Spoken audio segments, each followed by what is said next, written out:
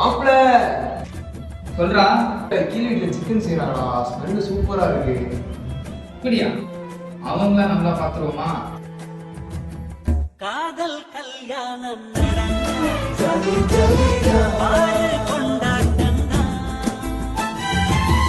மோதல் உண்டாகி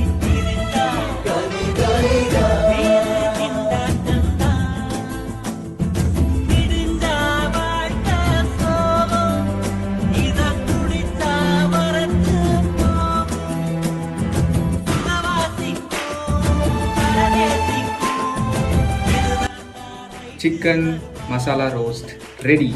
so taste பண்ணிடுவோமா? சாதத்தோடு டேஸ்ட் பண்ணிடுவோம். ஓகே வாங்க பண்ணலாம்.